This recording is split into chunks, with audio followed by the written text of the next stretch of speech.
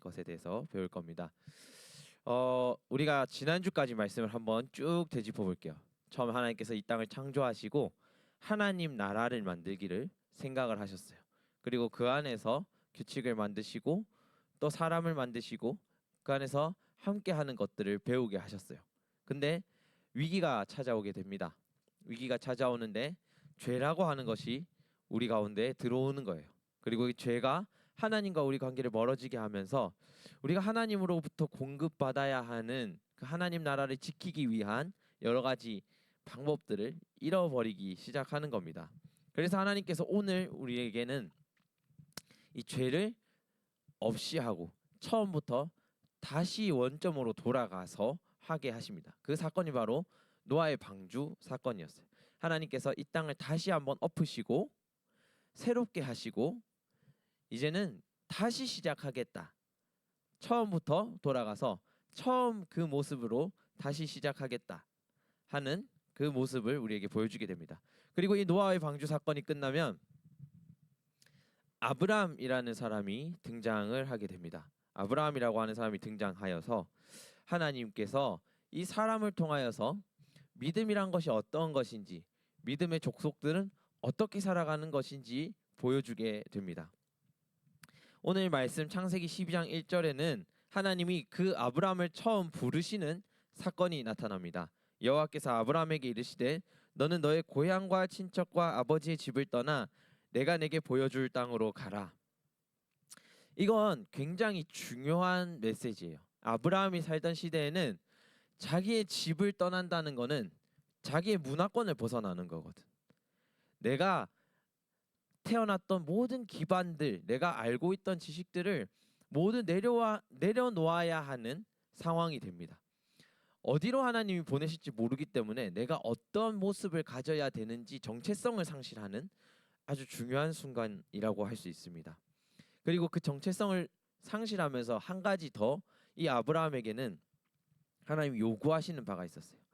자기의 집, 자기의 고향에서 하던 그 우상을 섬기던 그 모든 문화들에서 벗어나는 것, 즉 죄의 자리에서 벗어나는 것, 이것을 하나님께서 얘기하신다는 겁니다.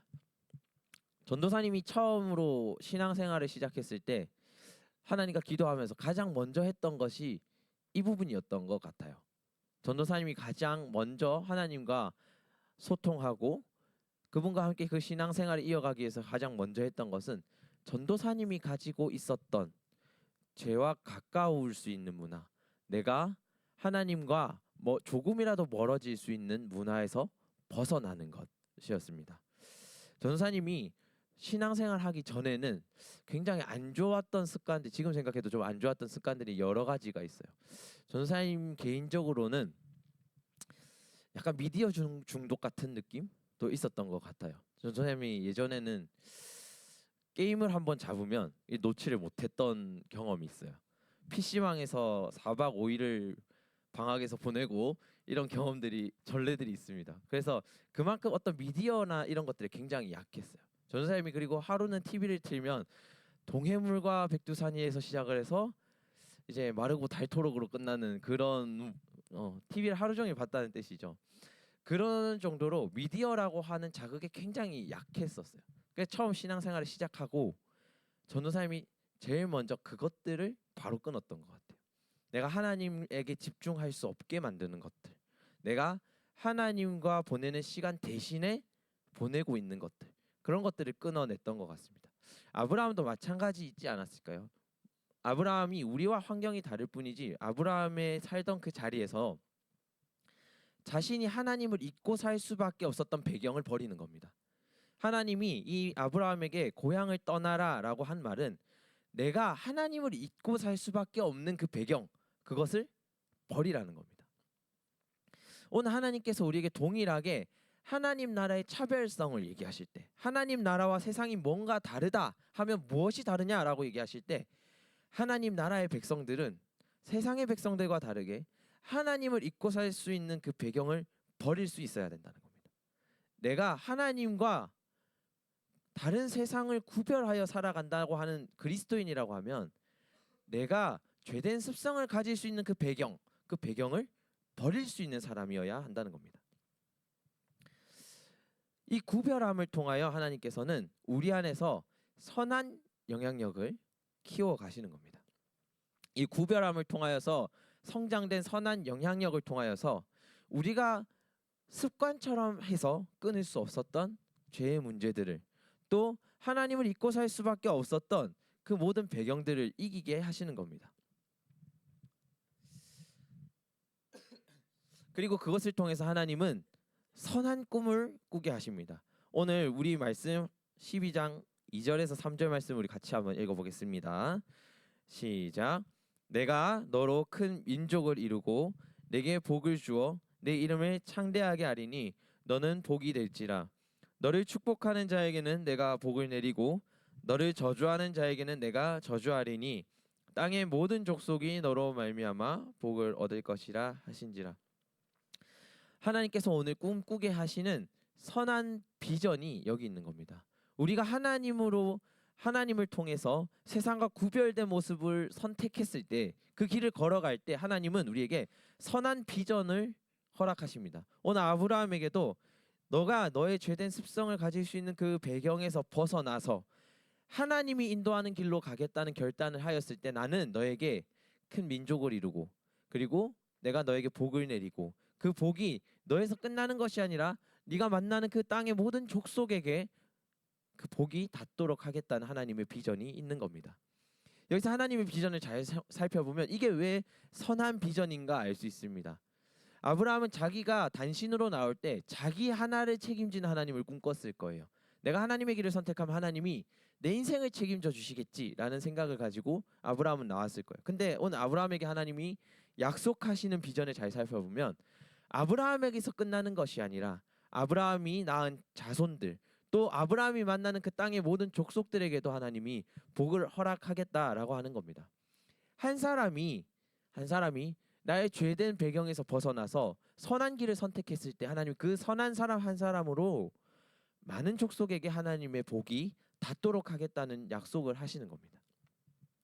아브라함은 어떻게 보면 자기의 집에서 굉장히 소외받았던 사람일 수 있습니다. 그때 당시의 배경을 보면 아이가 없었던 사람, 또 후사를 이을 수 없었던 사람은 그 집에서 가장 서열이 아래로 내려가게 됩니다. 아무도 신경 쓰지 않는 범인이었던 이 아브라함이 혼자 나왔을 때 아무 꿈을 꾸물 수 없었던 사람이었을 텐데 하나님은 너를 통하여서 모든 민족이 복을 얻게 하겠다라는 약속을 주시는 겁니다. 아브라함이라고 하는 사람의 이름을 보면 큰 아버지라는 뜻을 가지고 있습니다. 많은 민족의 아버지라는 뜻이 아니라 큰 아버지, 그냥 한 가정의 아버지라는 뜻을 가지고 있습니다. 근데 하나님이 아브라함을 구별해서 내실 때 이 사람의 이름을 변화시키는 거거든요. 근데 이 이름은 그때 당시에 가장 중요한 의미를 가지고 있습니다. 사람의 이름을 정했을 때 이 이름이 그 사람의 인생을 결정한다고 생각을 하고 이름을 지었거든요. 근데 하나님이 사람이 지은 이름이 아니라 하나님이 지은 이름으로 다시 한번 바꿔주시는 겁니다. 그 하나님이 지은 이름은 아브라함이라는 이름입니다. 이 아브라함이라고 하는 사람의 이름은 열국의 아버지, 많은 민족의 아버지라는 뜻입니다. 아브라함이라고 하는 작은 사람을 하나님이 열국을 다스릴 수 있는 아버지로 키워가겠다라는 하나님의 의지가 담겨져 있는 겁니다. 아브라함을 하나님 나라가 다시 시작되는 축복의 통로로 지정을 하시고 이 아브라함을 통하여서 많은 민족이 구원받게 하겠다는 하나님의 약속이 이 이름에 담겨져 있는 겁니다. 출애굽기 19장 5절에는 이렇게 나와 있습니다. 세계가 다 내게 속하였나니 너희가 내 말을 잘 듣고 내 언약을 지키면 너희는 모든 민족 중에서 내 소유가 되겠고, 이 하나님께서 세우신 이 계획에는 한 가지 조건이 따라 붙습니다. 그것이 무엇이냐 하면 오늘 아브라함에게 요구하셨던 너의 민족을 떠나 내가 인도하는 곳으로 가라.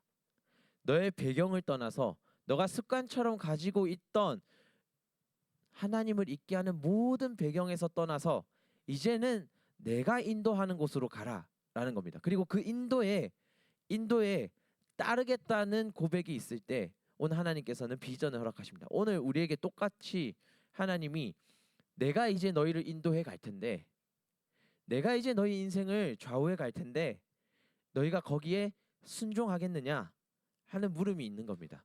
그리고 하나님께 우리가 그렇게 하겠다는 고백이 있을 때 하나님이 우리 한 사람을 통하여서 선한 비전을 만들어 가신다는 겁니다. 오늘 아브라함은 이 하나님의 부르심에 순종하기로 합니다. 그리고 자신의 집을 떠나 기꺼이 하나님이 자기를 만들어 가시는 그 길에 오르겠다고 얘기를 하는 겁니다.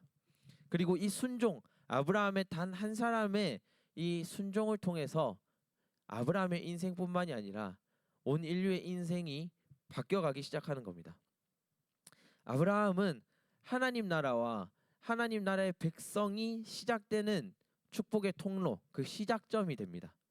이 아브라함을 통하여서 예수님까지 이어지는 족보가 나오게 되고, 그 예수님을 통하여서 온 민족이 하나님의 자녀가 될 수 있는 그런 놀라운 하나님의 계획이 실현되는 겁니다. 하나님은 오늘 이 말씀을 통해서 우리에게도 요구하시는 바가 있습니다. 뭐냐면 오늘 아브라함이 그랬던 것처럼 우리가 가지고 있는 하나님을 잊어버릴 수밖에 없는 그 배경, 그것을 우리가 버릴 수 있느냐는 겁니다. 그리고 그것에서 떠날 수 있느냐는 겁니다.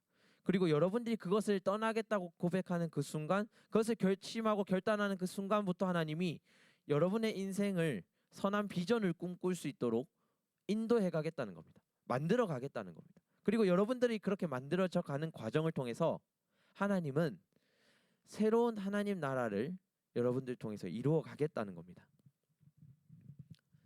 우리의 작은 순종을 통해서 어쩌면 우리가 할 수 없어 보이는, 전도사님 나는 책임지고 약속할 수 없을 것 같아요 라고 생각되는 그 작은 결단을 통해서 하나님은 할 수 있게 만들어 가신다는 겁니다. 여러분들 입술의 고백이 이루어질 수 있게끔 하나님이 만들어 가신다는 겁니다. 마태복음 13장 31절에서 32절 말씀은 이렇게 얘기합니다. 또 비유를 들어 이르시되 천국은 마치 사람이 자기 밭에 갖다 심은 겨자씨 하나 같으니 이는 모든 씨보다 작은 것이로되 자란 후에는 풀보다 커서 나무가 되매 공중의 새들이 와서 그 가지에 깃들이느니라. 겨자씨라고 하는 것은 작은 씨앗에서 출발합니다. 근데 오늘 하나님은 하나님 나라가 이 작은 씨앗부터 출발하는 거라고 이야기합니다. 여러분들이 오늘 순종의 길을 걷겠다라고 하는 작은 고백, 그리고 이 고백이 하루가 쌓여서 이 작은 겨자씨 같은 약속이 하나님 나라를 이루어 준다고 하나님은 얘기하시는 겁니다. 이게 하나님 나라의 법칙인 것 같아요. 하나님 나라는 어떠한 날에 갑자기 불쑥 등장하는 것이 아니라 한 나무를 키워가듯이 한 열매를 맺듯이 작은 노력이 쌓이는 겁니다. 전도사님이 화분을 열어 죽인 경험이 있어요. 전도사님의 손에 생명이 닿으면은 메말라 가는 것을 느낀 적이 있습니다. 그래서 식물을 기를 때 잘 찾아보고 기르는 편인데 어느 한 날 화분에 이렇게 쫙 물을 주고 있는데 너무 잘 크는 거야. 꽃도 피고 너무 잘 된 거야. 그래서 드디어 나의 이 똥손을 벗어났다 이 생각을 하고 잠깐 방심했어요. 잠깐 한 일주일 정도 우리가 수련회를 한다고 잠깐 방심했는데 집에 가니까 메말라 가더라고. 이런 것 같습니다. 하나님 나라도 비슷한 것 같아요. 우리가 늘 결단하는 겁니다. 늘 결단할 때는 꽃도 피는 것 같아요. 나무도 자라는 것 같아요. 파릇파릇해지는 것 같아요. 근데 우리가 너무 잘하고 있지 하고 그 방심하는 찰나의 순간에 우리는 메말라감을 느끼게 됩니다. 어느 날 불현듯 생각이 나서 돌아보면 메마르는 것을 느끼게 됩니다. 하나님 나라는 늘 그렇게 우리가 조금씩 노력하고 공들이고 바라보고 관심을 가질 때에 조금씩 이루어져 가는 나라입니다. 그리고 그 나라가 어느 날 우리가 딱 보았을 때 결실을 맺어져 있는 거예요. 우리의 노력이 티나지 않는 것 같아 보이지만 그 하나님 나라라고 하는 그 나무를 자라게 하는데 조금씩 들인 그 노력이 점점 크게 만들고 결실을 맺게 만드는 거예요. 하나님 오늘도 우리를 구별된 자리로 가라고 부르십니다. 그런데 이 구별됨으로 가라고 한 그 자리는 오늘 하루만 부르시는 게 아니라 매일매일 여러분들의 삶에서 그렇게 하나님은 부르고 계신 거예요. 오늘도 너희가 나를 위해서 순종할 수 있느냐? 오늘도 내가 만들어가는 너희의 인생길을 너희가 믿고 따라올 수 있느냐? 하나님 계속 부르시는 겁니다. 그럼 우리가 그 신뢰에 답을 해야 될 텐데 어떻게 하면 할 수 있을까요? 우리가 조금 편할 수 있는 길, 그리고 하나님 나라를 만드는 길 가운데서 두 갈림길 가운데서 우리가 십자가의 길을 선택하는 겁니다. 십자가의 모습을 바라보고 걸어가는 겁니다. 우리가 선교를 꿈꾸고 있는 것도 마찬가지입니다. 순종하는 길일 수 있어요. 그리고 가지 않는 친구들도 그 자리에서 기도하는 자리로 하나님이 부르신 거라고 생각이 됩니다. 그래서 우리는 서로를 위해서 중보하고 또 우리가 가는 선교를 위해서 조금씩 관심을 가지고 공들이고 매일매일 어떻게 순종하면서 살아갈까 고민해야 되는 겁니다. 선교를 갔다 와서 끝 이게 아니고 그 선교가 주는 의미를 잘 생각해야 되는 겁니다. 내가 그 한 번 큰 일에 순종해봤기 때문에 우리의 삶에 돌아와서 어떻게 하나님 나라를 위해서 순종하며 살아갈까를 고민하는 자리가 바로 선교를 가는 자리입니다. 그러니까 여러분들이 오늘 믿음의 길에서 하나님 나라의 차별성이 무엇인가라고 하면 그 한 분 하나님을 믿고 내 삶을 버릴 수 있는 그것이 하나님 나라가 주는 차별성이라는 겁니다. 그리고 우리가 그 일을 행하기 위해서 오늘 기껏게 가난한 자리를 선택해 보는 겁니다. 내가 가지고 있는 지식을 버릴 수 있는 자리를 선택해 보는 겁니다. 내가 알지 못하는 자리로 한번 가보는 겁니다. 그리고 거기서 새롭게 하나님이 만들어 가 주시는 삶의 배경이 어떤 것인가 알아가 보는 겁니다. 오늘 우리가 결단 찬양으로 나아갈 겁니다. 순종하기 위해서는 중요한 게 있습니다. 우리의 시선을 바꾸는 거예요. 내가 내 자리에서 늘 습관처럼 바라보던 내가 가장 익숙하던 것만 바라보던 내 눈을 벗어버리고 시선을 바꿔보는 겁니다. 이건 이래서 불만이고 저건 저래서 불만이고 이건 이래서 안 좋아 보이고 저건 저래서 안 좋아 보이던 것들을 감사의 눈으로 한번 바꿔보는 것이고 또 내가 걸어가는 길 위에서 이건 이래서 불안하고 저건 저래서 불안하던 것들을 이건 하나님이 책임지실 일이고 이건 하나님이 나에게 약속하신 일이다 하는 것들을 발견해 보는 것, 그것이 바로 우리의 시선을 바꾸는 작업이겠죠. 그리고 그 시선을 바꿨을 때 우리는 순종할 수 있습니다. 그래야 우리는 순종하면서 나아갈 수 있습니다. 그리고 그렇게 순종한 것을 보고 하나님은 내가 이제 인생 개척하게 했다 이렇게 얘기하시는 겁니다. 오늘 우리 결단 찬양하면서 우리에게 그런 믿음의 눈을 달라고 기도하는 마음을 가졌으면 좋겠습니다. 그런 마음 가지고 우리 찬양하면서 나아가겠습니다.